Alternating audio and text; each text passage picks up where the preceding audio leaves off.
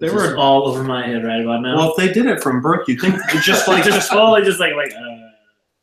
right. Well, that's the thing I was telling Josh earlier. Is like my knowledge of Star Wars is I'm not a fanboy, but I love the movies. So I have a very shallow knowledge. Like my friend Eric read all the books before they became on. Now they're not. Now they're not a waste of time. He is so mad that he wasted countless hours reading this. I enjoyed the books a lot. I enjoyed it way more. Well, yeah. Or you're not his friend at all. Well, you should hear his opinion on Bungie. Oh, complaining. Eric is very complaining. Oh, never complains. All right, Gerald, I'm going to do the intro, and then we'll discuss. We'll discuss. Sounds good. All right. Welcome back to the only podcast on the internet. We've been busy researching life and what it means, and guess what? We still have not found out the answers because all we do is look at memes all day. What are memes, you ask? We don't know. But anyways. They are the gold of the internet. Yes, they are. I don't even know how you treasures, make them, internet treasures.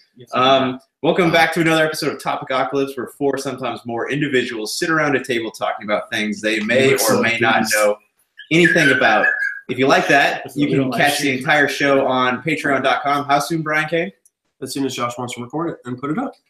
Well, we're recording now, so as soon as Josh wants to put it up. As soon as I feel like putting it up. That's right, for only $1 or several a month, if you're feeling generous. We don't currently actually have any people giving us money, so we really appreciate it. Get on it, people. You can listen. And Patreon with its, is now so popular after their Yeah, you guys hear about that? No. They're taking more, right, Gerald? They're taking more percentage from people? That's correct. So if you're on the lower tier as far as contributing whatnot, now it's less enticing for you to do so because more money is now being charged. So for individuals charging $1, I think $2, $5 or whatnot, their Patreon is going to take more money out of it or away from the actual people who are trying to benefit from it. So it almost makes it, I don't want to say makes it relevant because every dollar counts to anybody who contributes to the Patreon cause. So, but it just, the company Patreon itself is going to take more money away from either the contributors or those who benefit from it. It's the patrons. The last I saw was, so like if you donate $1, it's going to cost you, the patron, $1.38 just to get the dollar there. And then the Patreon, the people that are actually putting the shows or whatever out there, get 95% of that. So originally, I guess it was 95. It would range. It was a weird range depending on how much you got and how many transaction fees and stuff like that. So now it's the patrons, the consumer, if you will, actually get to take the hit instead. And support Topicocalypse today on GoFundMe. Yeah, but even sites like Podbean now, they host video podcasts and you can actually charge people to watch them. So it basically operates the same way that Patreon did, but they don't take any money besides your monthly fees. We're gonna have to go on Twitch.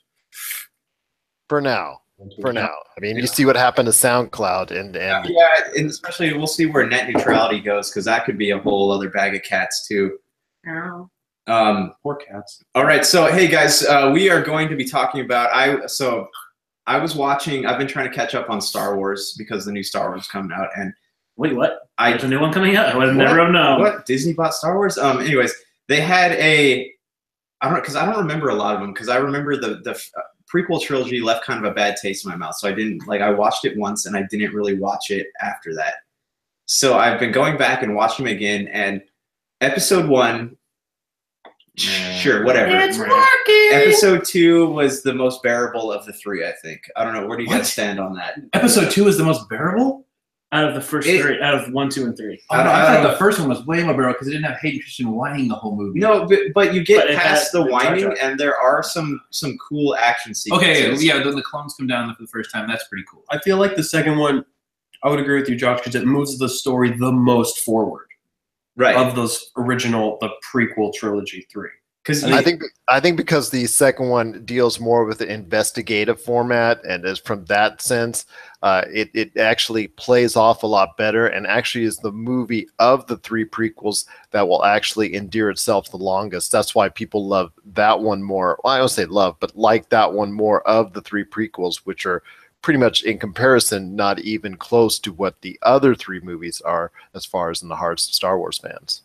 Gerald, do you feel is that your sentiment as well? Do you agree with what you just said, or do you like one of those three more than the others? Attack of the Clones, I think, is if you got to sit me down and watch a prequel, because I'm really not in love with the prequels either, I would say Attack of the Clones actually is far and away the best of the three, and that's not saying a whole lot, because even Attack of the Clones is, I can't put Attack of the Clones next to 4, 5, and 6. No, but, Right. but like I think the first episode 1 was big for me because I grew up watching the original 3 and at home and stuff. But episode 1 was the first time I got to see a Star Wars movie on the big screen. Right. It was cool because it was fresh and it was new to us. Yep. I saw that 6 times, 4 of those times with my grandpa. Yes, So I spent a lot of time with the movies with my grandparents watching. Yeah, so I think I think, Justin, for you, there's like an emotional value attached to it because you're bringing back that moment, but looking at just what's on the screen, regardless. Every time I see a new trailer for any of the Star Wars, like for whether it was Force Awakens or the newest one, the Last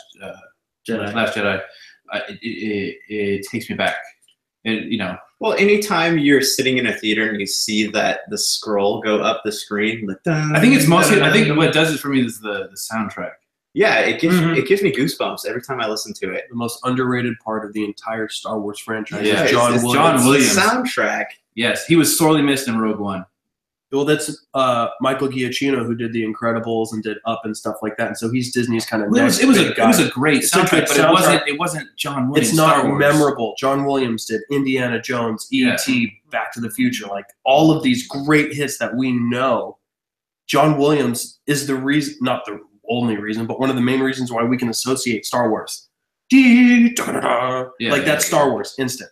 That's actually like my favorite part of going to Disneyland is sitting in Star Tours. Yes, hearing the music. Like it gives me that and feeling like you're in it. Yeah, that used to blow my mind as a kid. Gerald, so you're from Las Vegas, up there where the with lots of gambling and deserts and stuff. Well, I've been here since '95. I was formerly from SoCal. You're formerly from. I am not native. All right. Yes. So how do you feel about Star Tours? Like, when was the last time that you came down here to check out the old Star Wars land? It was actually in 2017. So I came earlier this year. And every time we go to Disneyland, because we go to Disneyland pretty much either every year or every other year, we actually have to go through Star Tours. It's just a must. Even though it's been the same thing for quite some time, it's still a tremendous ride because, like you said, you get that thrill, you get that rush of the Star Wars feeling. And for me, that's gone back all the way back. And since I'm an older viewer and whatnot, it goes for me back to the first time I saw an actual Star Wars in the theaters back in 1980 at the opening day for Star Wars Empire Strikes Back. So for me, it truly still means something special for, to watch and experience Star Wars. And now it's great because I can experience with my own children who are 9 and 12, which really makes it worth it. It's like a renewed experience that I can watch it with them. Well, how do you feel about them going from it's the same one every time, so now you get like multiples now? Isn't there like 4 or 5 different ones? Well, there's a bunch now. I think there's like 10. They keep adding more and more. From what I understand, they were trying to make the lines move faster, so they didn't have to keep reloading the video every time people were getting onto the. Oh, is that what it was? Yeah, exactly. It comes in from both sides. You're sent out to like 2 sides of it now, and like I think 10 lanes total for it.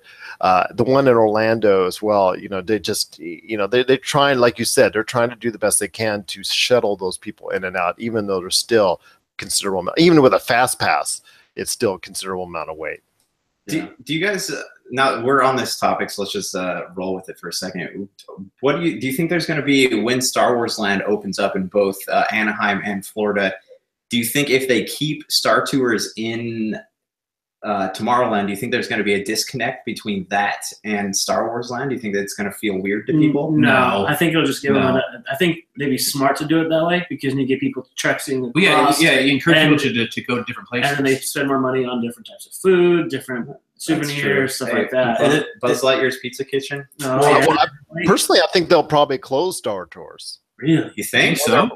Or they'll move it in and maybe renew it in the Star Wars land. They'll probably make it something entirely, familiar but different. They'll make an all-new experience from it because, like I said, I mean, I am not a regular consumer. I go there a year, maybe every other year, but every time I go, it's been pretty much the same experience now for pretty much most of this century. Yeah, I have a pass. I go pretty frequently. And it's still fun. Don't get me wrong. It's still a great time. And like I said, I really enjoyed it again because I went with my daughters for the first time, but still this year. But still, at some point in time, Disney's going to say, okay, we've been doing this now. We've had this attraction for so many years. Right. At some point in time, maybe even though to me would be great advertising for Star Wars Land. If you like this, go here. I have a feeling they're going to try and keep everything consistent in one area. Right, and separate the Tomorrowland rides, which are the rides of the future, from Star Wars. Because right now, that Star Tours is that merge of future, although it's so far, far away, long time. And if they buy Fox, they'll have to put it somewhere, right? All their stuff there, so. What a rod the old Fox had on the distribution rights to Star Wars. It's their own fault. Despicable Me 3 ride there. So no, I'm not. Like an X-Men ride. There you go, X-Men ride. But Gerald, I wanted to ask you. So you talked about earlier the anticipation of the Star Wars ride, the Star Wars movie in the '80s when you went to go see that original. Do you feel as much buzz about the movies now as you do, or as you did in the '80s? I actually feel. Like I said, for me personally, I got that vibe back from my daughters. I was kind of, I was still affectionate towards the series. I still liked it. The prequels kind of bummed me out and kind of distanced me from it because of the way it was received and the way I saw it in the theaters. It was just there, kind of let me down as a series. But Disney and Lucasfilm, they have done a great job of promoting The Force Awakens back 2 years ago. They did a great job of creating that buzz, and it did create that excitement for me again, almost to the point where I was so excited for Return of the Jedi because I didn't have a clue really. I had seen Star Wars on TV before I saw Empire Strikes Back, but even as a 11-year-old kid, I didn't know what's going on, didn't have any clue when I was shuttled off by my sister's husband at the time, and we went to the first showing. Got up at 4 o'clock in the morning to go see it. Big, long, mile-long lines. Everything you remember, that you've seen on film from those old days, where you see the mile-long lines and whatnot. And we got there on the first showing, and I still didn't have a clue at then until I actually went in and experienced it and saw the people screaming no because of this, the big spoiler that was released, and people cheering and crying on the, experiencing it in theaters. And it's just so funny because when you go today in 2015, 2016, 2017, you really don't get that kind of audience participation that you once did. But still, even with my girls there, they give me that renewed sense of energy as far as an excitement for the film. And I'm actually looking forward to seeing The Last Jedi very soon. Do you think that that has anything, like people's excitement towards the film has anything to do with now it's become sort of like Marvel films. It's a cultural or a societal, you need to see this. Everyone's so that you can fit into conversations. Everyone needs to watch this so what we're all talking about, what all the hype is about. Do you think it has anything to do with that? I think it does. And I think it also the fact that home video has taken a lot of the excitement out of events like this. Because like I said, in 1980, we didn't have anything like that as far as really, we didn't have VHS out. We didn't, as far as DVDs, Blu-rays, anything like that. All this medium, cable TV, broadcast TV, it really wasn't out there as much. Brands on rocks, right? That's what was going on back then. Pretty much, strings and cans, and there you go. But it was so much different then. So that was a much more of an experience. Now it's still very, very fun to go to the theaters, and I still see several movies a year. But when it comes to the Star Wars experience, it's not quite the same as when I was going way back when in the 80s. But I'll tell you what, when you have younger audiences seeing it with you for the first time and they're experiencing it, you see it through their eyes, and it becomes that much, almost that special again. Okay, so this is a good segue into the reason I wanted to talk about this is because. So I've been going through Star Wars, like I mentioned earlier, and I get why it was cutting edge for its time, but at the same time, like how do you guys think it holds up to today's like storytelling standards? Because I watch it and I think to myself, I'm like, this is good, this is cool. I see why people loved it back in the day, and I love it. But if there was a trilogy of movies that I was going to marathon, I probably wouldn't pick Star Wars. Where do you guys? What sci-fi genre that has come out lately can compete? There are none. Like that's what I'm saying. Sci-fi. You've had all these flop after flop of these sci-fis trying to capture the same thing as Star Wars, but they can't. It just depends on your choice of genre. Yeah, no, but I'm speaking in sci-fi. What was the last sci-fi movie to rival? You know, like the Alien versus Predator, or kind of like Freddy versus Jason. The other night I watched Valerian and the City. This was one of the things. It was. And so did I actually too. Yeah, so did I. What did you think? I thought that it was a beautiful film, but it was very poorly written. It was probably one of the best looking films outside of Blade Runner 2049, which I know you and I both loved. It was a very beautiful film, probably some of the best special effects I've seen this year outside of Blade Runner.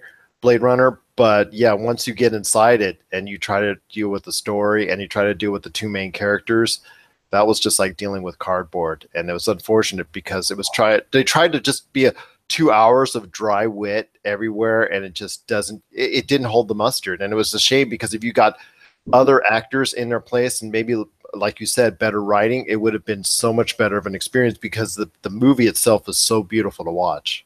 Yeah, because they were trying to do, I think, what James Cameron is trying to do with Avatar, basically retelling the story of the genocide of the Native Americans, and it's like, while it was stunning to look at, it just wasn't. It was hard to keep me into the film. You guys see it? No. What? Avatar? Valeria? Oh no, Valeria. I didn't see Valeria. Okay. It was very hollow. That's probably the best way I could say it. Yeah, it's very hollow. But where do you guys, like Brian, where do you stand on as far as a franchise? If you were to sit down and marathon a franchise, like, how do you think Star Wars holds up in terms of storytelling compared to, like, say, the Avengers or the Hobbit and things like that? Here's my quick question, like, and I'm not being a smart ass, but like, what would you consider like the Twilight movies or like the Harry Potter movies? Like, what genre would you consider that? I think let's cast aside genres. Even mocking. Looking at basically like anything exactly. That's fantasy that's not based in the yeah. real world is Right, what I'm okay. considering. Yeah. It's not based in the world we live in today. Fiction. Anything fiction. Okay, so If we like keep Hunger it, Games. yes, if we keep it in that genre, when I judge a movie and like a franchise in general, I'm looking at three things. I'm looking at the story, I'm looking at how it looks, and how it sounds.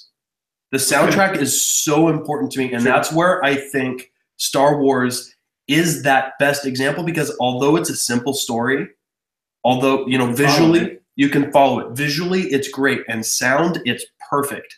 I don't think there's a franchise that does all three of those things as in a beautiful, neatly done bow as Star Wars does, especially in today's visual effects that they can have. In the 80s, I can understand. For that time period, those were great. And they're not 3 hours long. Well, I think that the thing is, a couple of years ago they did a poll, and I think #1 movie voted by the public was Empire Strikes Back. Was the #1 movie of all time, voted by today's public. And I think there's a part of it too that it was the original kind of, not the original, but one, like the best version to that point. Right. Space movie at the time. Space movie, but any fiction story is the best depiction of that. It was a story that everyone could follow, but complicated enough to keep you interested, visually impressive. From one of the greatest plot twists you've ever, or you know, by today's standards, by Game of Thrones standards, it's a horrible plot twist. Well, yeah. But, you know, besides that, I think Star Wars does kind of do it the best, and it does help that it's the original. It's the original kind of big multi-movie saga franchise deal. And yes, the prequel trilogy was garbage. Still had a great soundtrack. Story was full of holes, but visually looked pretty dang good. Yeah, for the time. The time it looked good. And that's the same thing in the 80s. And you look at, you know, The new ones. That's the thing, is that the prequels. Yeah, I was excited for the prequels, but I think what got me so excited for The Force Awakens was that it felt more like the originals. There was more practical effects, not as much CGI, and it just felt like the real deal. It was a jumping on point. It's like, so they were coming at it. It was fresh. It was new. It had a great director and a great writing team. Yeah. Not digital, it was on film. It was because I'd always been of the mind, like, what would Star Wars look like if it were filmed today? Take out like George Lucas and the bad CG and the annoying effects. Yeah, and what if you could put Star Wars in the hands of a capable filmmaker? What would it look like? And then J.J. Abrams made The Force Awakens, and I was completely blown away by it. Yes. I would say which is a recycle of Star Wars, and pretty much when you talk about the story and all. That's my next point. But what were you going to say? I was going to say the only thing I can think of in my mind that would rival Star Wars as far as what's the best kind of, to allude to your question, Josh, kind of the best kind of saga that exists. I would say Lord of the Rings is maybe the only thing I think that can compete with it. Stand with it, yeah. Another great soundtrack, visually impressive, and a great story. Didn't it? But it's long. It's so long. It's so long. John Williams did No. John Williams did the first 2 Harry Potters, I believe, and then it was passed along. Okay. But he owns the copyright for the main theme. Okay. Which is what everybody associates with the movies. Yeah. Yes. So if I that was good. That was good. That was guys. There's a saxophone player here. Brian Adams. I'm Canadian. All right. So Gerald, you said it. Star Wars: The Force Awakens is kind of a rehashing or a retelling of the original Star Wars trilogy. What do you think? Where do you think it's going to go? Because obviously, if it wants to stay fresh, it has to kind of tell a story that we haven't heard before.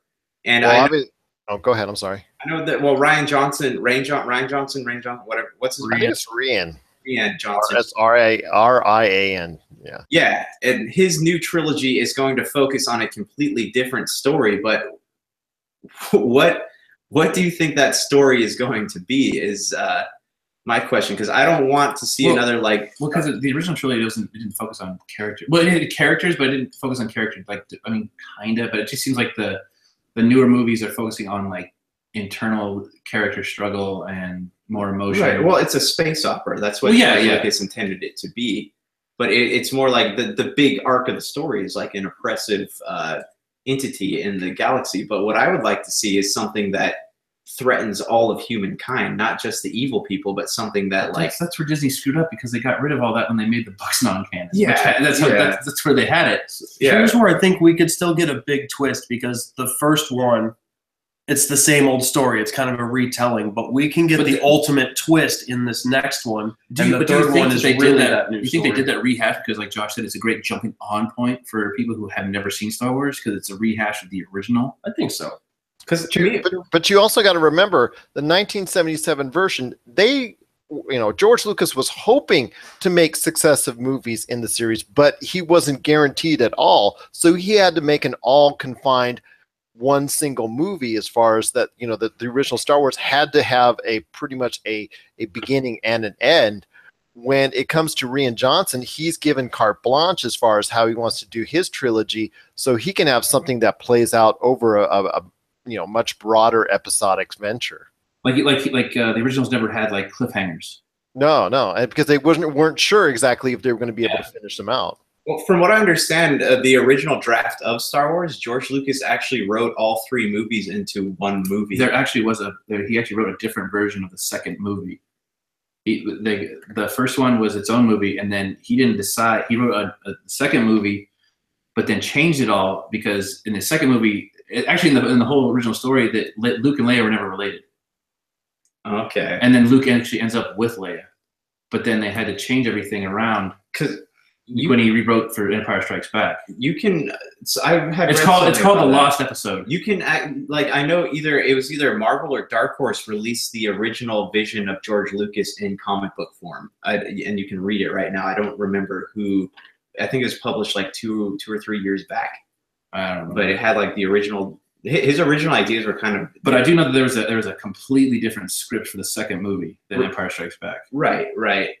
So I don't know I would say with Rian Johnson giving sort of you're saying he's got this unlimited ability to tell this episodic tale. Do you think that's going to lead to kind of Disney stepping in and saying, let's make as many movies as possible to make as much money as possible? And is that going to ruin the integrity that the original trilogy had, because he had an end line, he had a finish line he had to hit? So with there being, not to say there's no finish line in sight, and I'm sure they've worked on it, but to say, instead of 3 movies to tell this story, you have 7, is just because we're going to put out a mass amount of content, and Disney's going to want a movie every other year, every third year. Do you think that's going to ruin and kind of compromise what made the original series so great? Gerald, what do you think, man? Do you think it's going to? I've told you on our show, the Pop Culture Cosmos show, that you know, I'm hoping that there'll be different universes where Rian Johnson, you know, has something on a different end of the galaxy, and maybe just sprinkle in some familiar faces from time to time. But I know you were voting for Jar Jar Binks, but we won't go there. But also as well, I'm still hopeful that the Skywalker saga will not end just with Episode 9, and that, you know, maybe take some time to gestate and let Rian Johnson's stuff go through for a little bit, but return to that with an Episode 10 and an Episode 11 at some point in time down the road, because I've invested so much of my life as far as with the Star Wars saga. I'd like to see that continue, because it still gets on. Yeah, as you know, everybody's excited for The Last Jedi. Obviously, you and I talked about the box office numbers, what it's expected to hit. There's still a satiating market for the Skywalker saga to continue even past Episode 9. Well, do you think that they're going to do a good job of phasing out the original characters for the new faces, and then kind of flash back to the original stuff, instead of having like this, like the older actors in the newer movies that they're going to try to transition? Like, how well is that transition going to be to the new, like you know, Rey and Finn and all these new people? I mean, yeah, you still have you had Han Solo, and spoiler alert.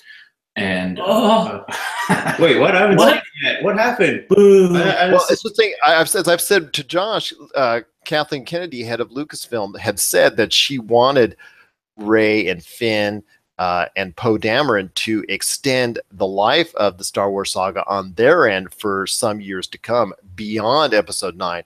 But then recently, Daisy Ridley, who plays Rey, says, okay, I'm done. I'm out of here after Episode 9. So you've got that contradiction right there, which makes it totally unclear the status of the Skywalker saga going forward. She said that was taken out of context. She wanted to just take a break and do other projects other than Star Wars. It's hard to know. Like they keep so many things under wraps when it comes to Star Wars. It's like Harrison Ford. Harrison Ford was the only original cast member not to sign on for 3 films, because he wasn't sure if he wanted to do all of them. I think he always. That's why they froze him in carbonite in the second movie. He wanted to die in Empire Strikes Back, if I remember correctly. But so Gerald, like, where do you think the story will go? Do you think that, because I know we talked about this before, if Walking Dead has proven anything, it's that people do get tired of pop culture, like iconic pop culture phenomenons. So do you think that Star Wars is in any danger of this happening? Not at least now, unless they come out with a total turkey as far as Episode 9 is concerned. Because by all inferences, Episode 8, the early buzz on it is that Episode 8 is a well-done movie. If Episode 8 had been anything less than Episode 7, because Episode 7 is like, it's a rehash of Star Wars. Not, you know, it's not great. It's great for people to get into, but for people who have been with the franchise for a long time, it's like, I've seen better.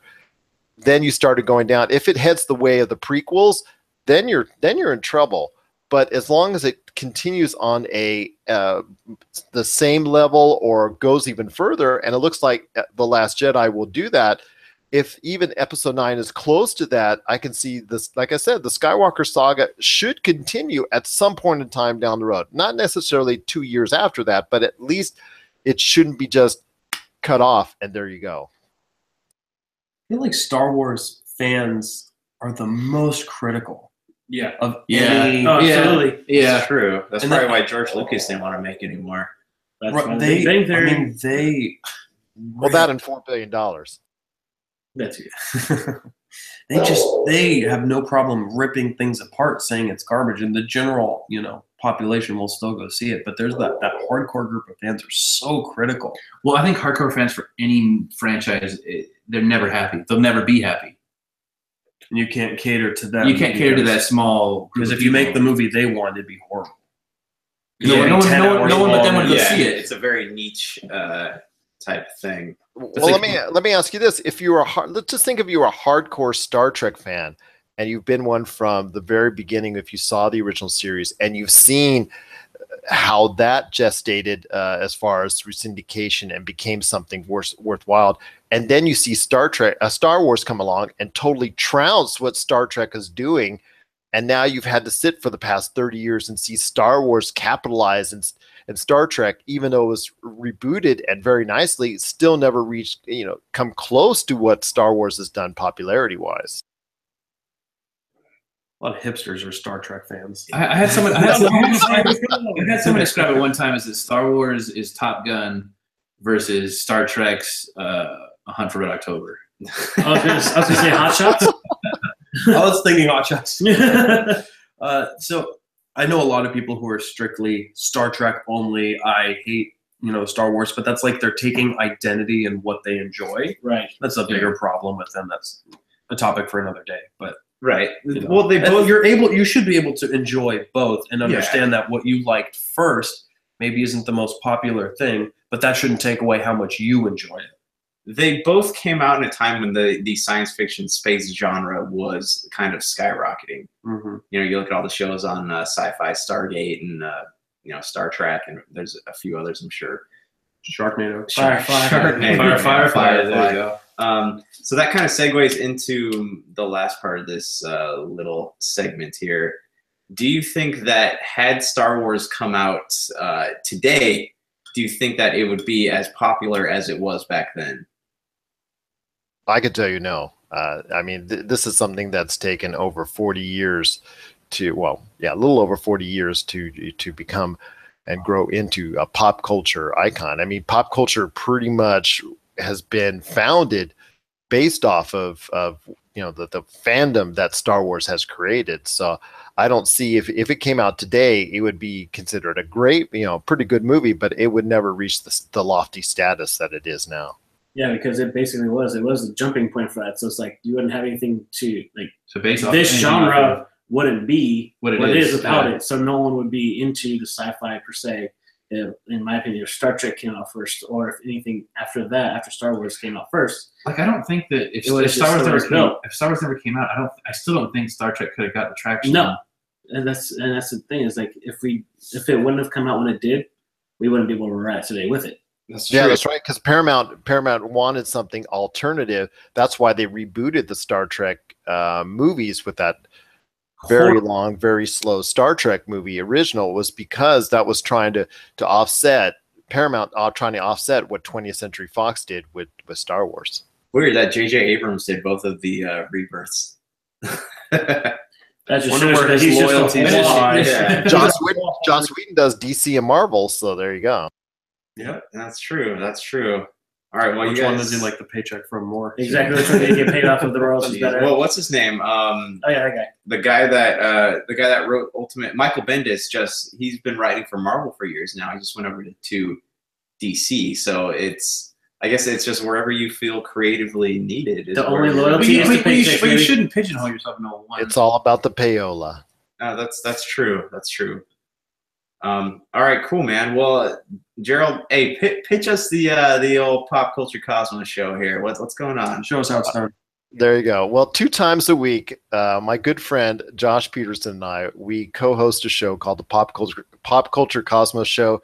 You can find it on Apple Podcasts and over a dozen audio outlets. We've just been so fortunate. Been 9 months in a row, the #1 show on the Podcast Radio Network, and we just got nominated for a Discover Pods Awards.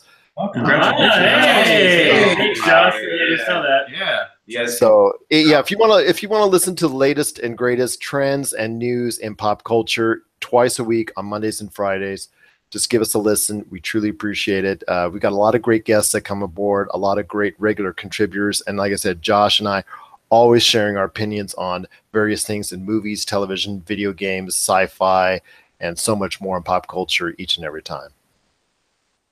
All right. Wow. Well, I got one last question though. What's up?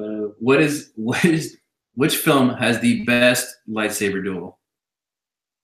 Ooh. And we'll I would see probably next time. say, I as much as I do not like to say it, I would probably say it would be the first prequel, the one with where Ian McGregor, Darcy, the Sith, and also as well with Qui-Gon Jinn. That was a nice that I like. That one's probably to me my favorite. Soundtrack for the Duel of the Fates. Yeah. Oh, yes. That music, yes, that music was awesome. People call me crazy for saying this, but I think that episode 3, the lightsaber fight between Obi-Wan and Anakin, it wasn't well scripted, but You're crazy. It was fun. It was funny to watch. High ground, Anakin. Maybe You're supposed to underestimate my power. I don't mind the General Grievous battle. Personally, I like the Return of the Jedi, Luke versus Darth Vader. Yeah. Well, that's classic, but it had the But you ever listen to the soundtrack to that fight? I know for sure, but it had the disadvantage of being technologically behind. It is technologically limited, but think how great it is with that limited technology. Yeah. If you read that, if you read, okay, look at Darth Vader in Rogue One. How awesome was that hallway scene? Can you imagine the Luke versus Darth Vader now with today's technology? That's true. I don't want to. I kind of want to keep that. No, I do. Yeah. But I'm saying that's how good it was. Yes, right. Well, I think you guys mentioned it best because Skywalker sound. I mean, that's how Skywalker sound was created because of all the great sound effects and the great sound design that they've contributed over the years, even from the 1977 film. And I think that hits it right on the head with Return of the Jedi. That scene, because of the sound of the lightsabers and whatnot, that creates that ambiance, and that's why people remember it so fondly. I was watching A New Hope today, and I was thinking to myself, I would love to know how they composited and motion tracked the lightsaber duels back then. Yeah. Have you ever watched the unremastered versions? I have the unremastered VHS versions, and I think they're the best ones. But it is a drastic difference in visual quality. Yeah, I'll bet. But I prefer the unremastered ones. A lot of people do. I think that some of the stuff in A New Hope was necessary, but some of the stuff. But like the whole. Why the hell does it matter if Han shot Greedo first? I don't care. It matters to Han. It looked so much cooler when he just killed him on the spot for no reason. That whole, it was just so much better. Yeah, and they had that whole underground argument with Greedo, not Greedo, but it Han was, shot first? Well, no, was it Boba Fett or the Stormtroopers that killed Luke's aunt and uncle? Because the Stormtroopers don't have guns that can melt skin off bones. Nowhere was it ever mentioned that it was Boba Fett. But people assume because in Empire Strikes Back, when Darth Vader's talking to the bounty hunters, he says no disintegration. No disintegration. Yeah. But that goes back to if you had read the books, that's his favorite form of killing people is disintegration. That's why he says it. True. Where does blue milk come from? Blue cows. Blue cows, of course. Or that chick with the weird hair in the movies. Oh, are we talking? Oh, we're talking about A New Hope. I thought you were just being stupid. Oh, come on. Oh. And with that, thank you for joining us for this segment. All right, Gerald, thank you so much. Thank you for joining us. Not a problem. It's great being here with you guys. I just truly appreciate it. And I hope everyone out there just enjoys Star Wars for what it is. And don't take it too seriously and just have fun. Just have fun watching it. And I hope everybody enjoys it. Yeah. Gerald, we're going to have you back on to recap Star Wars with us after we see it. So we'll get back to you on this. But, guys, we're going to take a short break here. We will be right back. All right. Thank you.